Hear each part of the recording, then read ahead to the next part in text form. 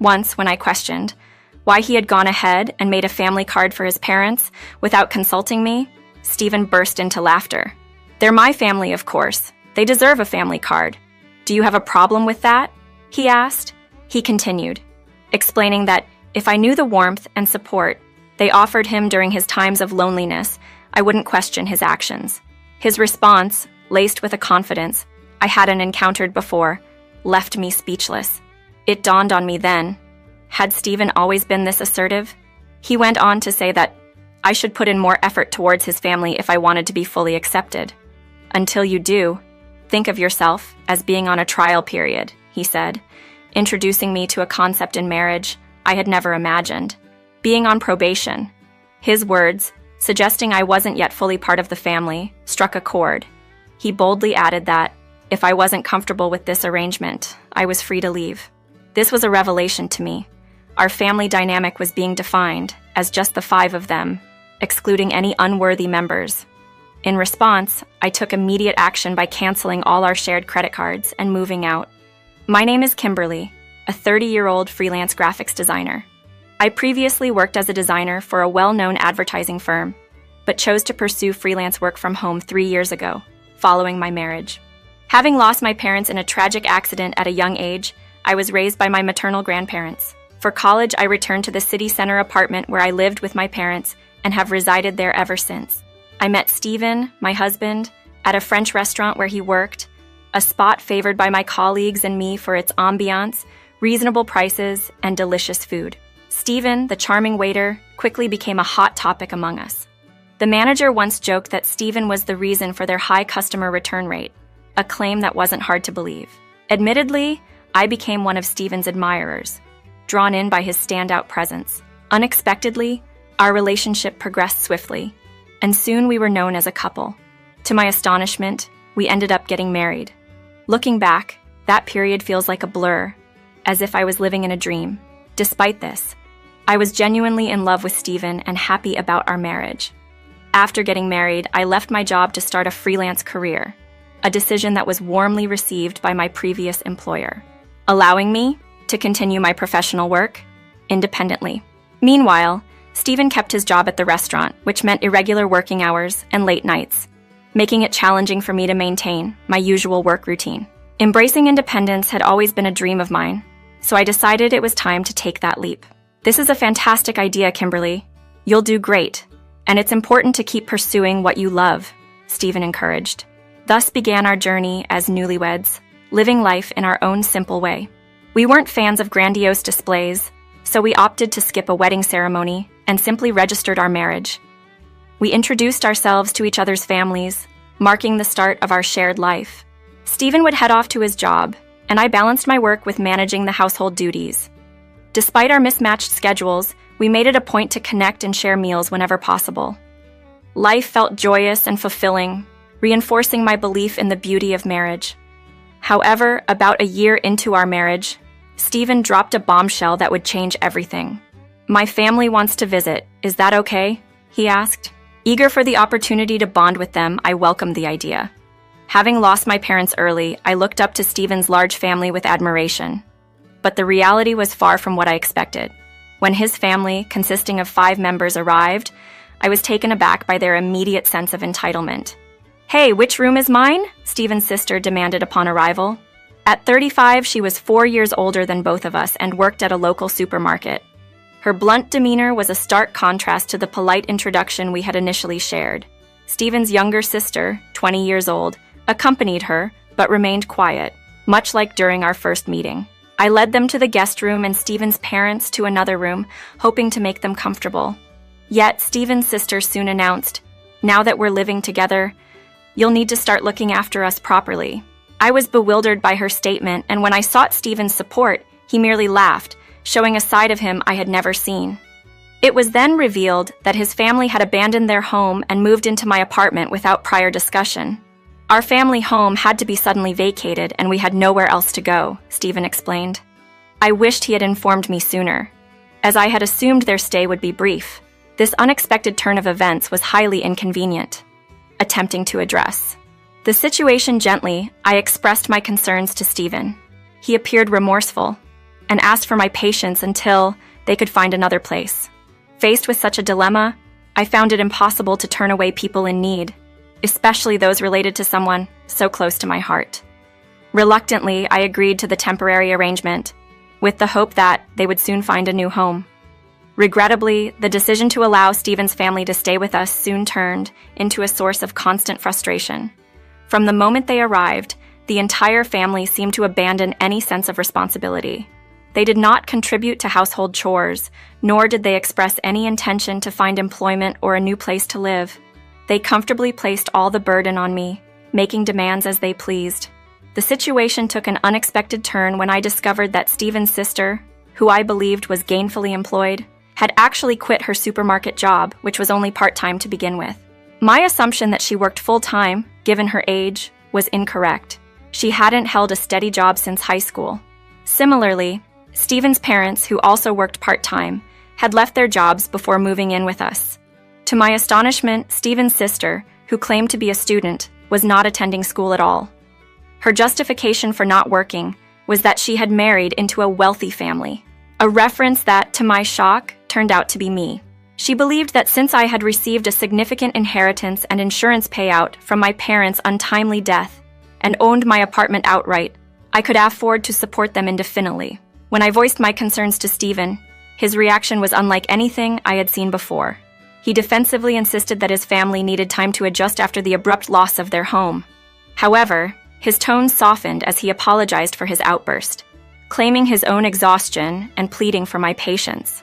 Looking back, I can see that Stephen had a way of manipulating situations to his advantage, using a mix of sternness and kindness. The situation only deteriorated from there. Stephen's family began to treat me, not as a member of the family, but as a servant, expecting me to cater to their every need and even provide them with money under the pretense of job hunting, a search that, I suspect, never actually took place. Any attempt to discuss this with Stephen was met with excuses and promises of improvement that never materialized. However, after some time, their requests for money began to dwindle, possibly because Stephen had intervened. Nonetheless, the funds I had provided were never returned. Then, 5 months into their stay, I discovered a startling issue. Our credit card bill had skyrocketed. Concerned about unauthorized charges, I reviewed the statement only to find that all the expenses were made using the family credit cards. The charges covered a wide range of purchases, from food and drinks to books and games, signaling a blatant misuse of our finances. This revelation was a clear indication of the extent of their disregard for our situation, further complicating our already strained living arrangement. Discovering the misuse of credit cards was just the beginning of a much deeper issue. Each unauthorized purchase, ranging from luxury brands to everyday items, was meticulously categorized, revealing that not 1 but 5 family credit cards had been issued under my name.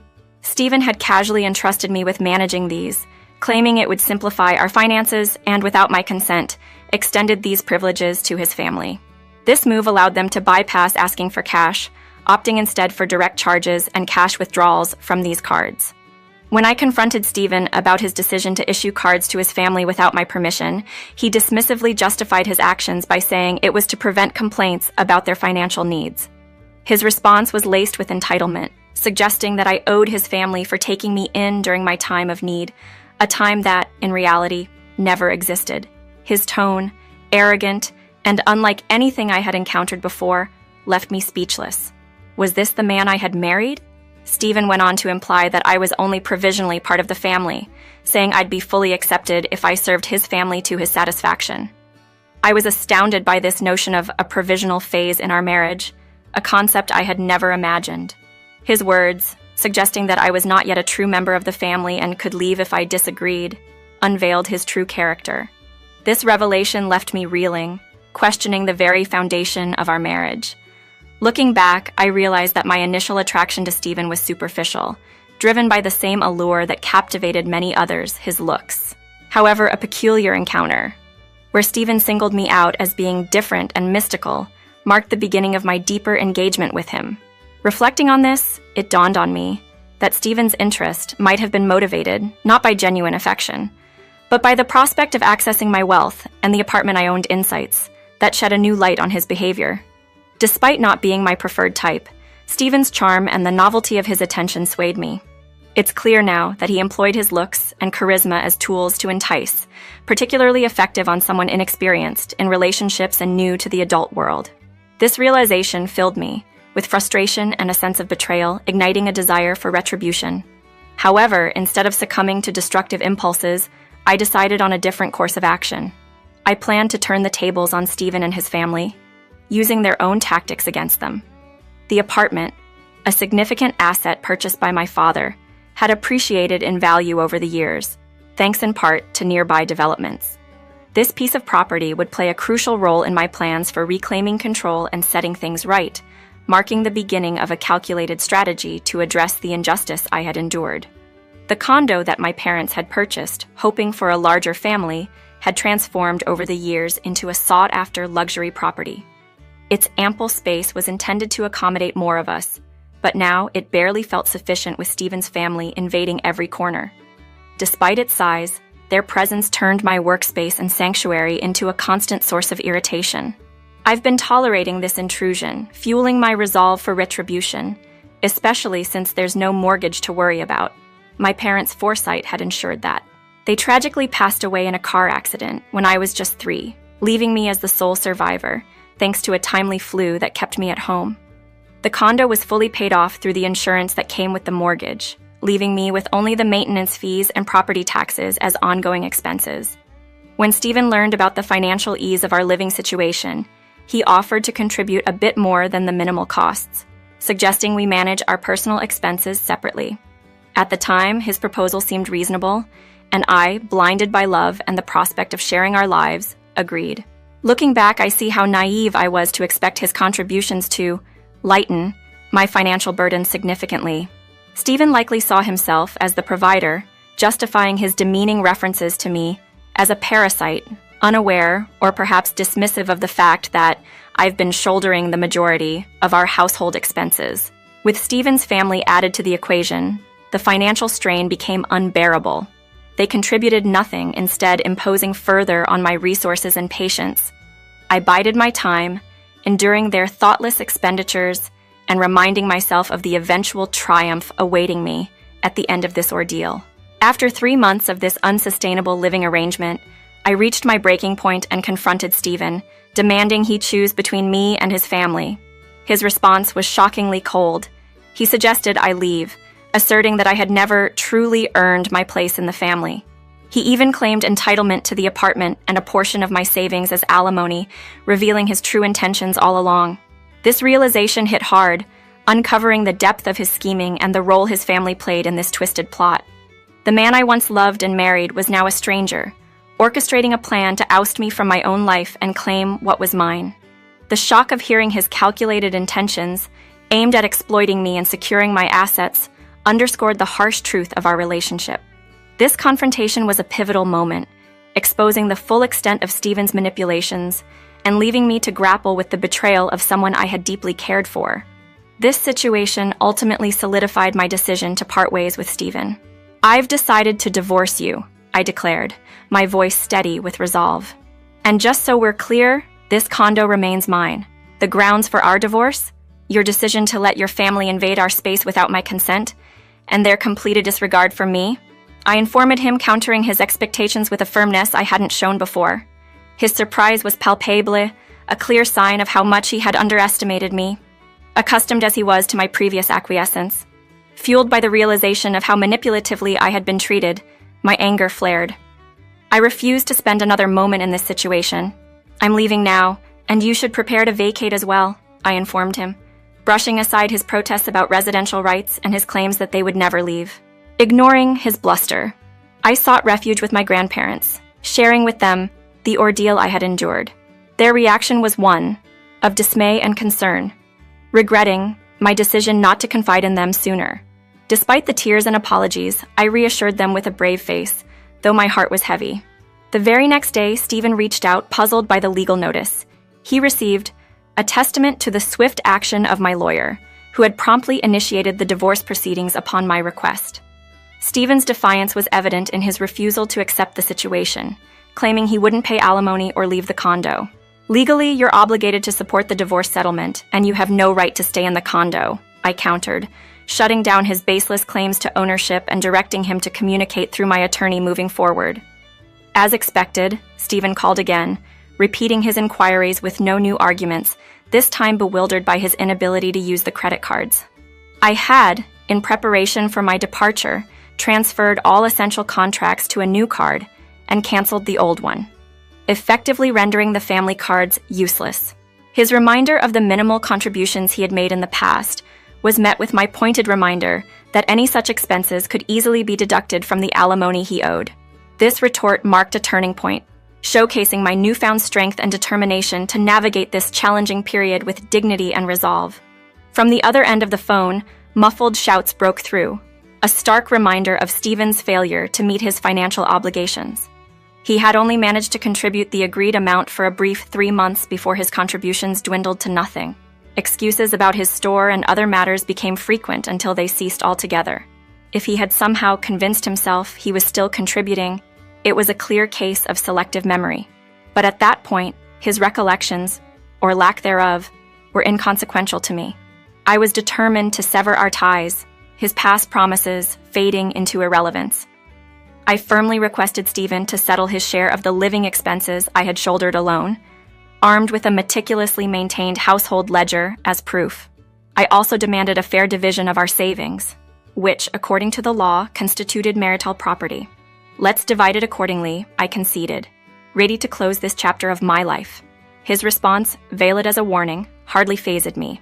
His next call, echoing previous ones in both tone and content, betrayed not just a lack of memory, but a deficiency in understanding. He questioned the division of our shared assets, wrongly assuming I was hoarding wealth from my parents' insurance and potential alimony. I patiently clarified that my pre-marriage savings were not communal property, and since we hadn't saved anything during our marriage, there was nothing to divide. His accusations of deceit led me to a final resolution. All further communication would be through my lawyer. With that, I ended the call and blocked his number, cutting off any direct communication. 3 months later, Stephen and his family vacated the apartment, driven not by remorse, but by necessity. Stephen's income was insufficient for the lavish lifestyle his family had grown accustomed to, especially after losing access to my credit card. Their extravagant spending habits, now curtailed, led to internal strife, with accusations of theft and blame shifting within the household. The subsequent disconnection of utilities, a measure I had taken, further strained their living conditions. The sweltering heat of summer and early autumn proved unbearable without electricity, water, or gas, services that, with the apartment under my name, they were powerless to restore. In the end, the inhospitable conditions forced them to leave, though their destination remains unknown to me. Stephen, despite his initial resolve, eventually succumbed to the same pressures and abandoned the apartment. The divorce proceedings, surprisingly swift, were not expedited by any change of heart on Stephen's part, but by the culmination of circumstances that left him with no other choice. In the midst of our marriage, Stephen made the grave mistake of being unfaithful. He began pursuing another, seemingly confident he could easily replace me, boasting about the luxurious apartment located in a prime downtown area to attract young women. This occurred despite his family's presence in our home, a testament to his past behaviors, which they seemingly overlooked due to his attractiveness, a factor I had worried might lead him to such actions. Before leaving, I had the foresight to install cameras around the apartment, which recorded everything, capturing undeniable proof of his infidelity and disrespect. He not only invaded my personal space by moving his family in without my consent, but he also accumulated bills under a family card in my name, and to add insult to injury, he cheated on me.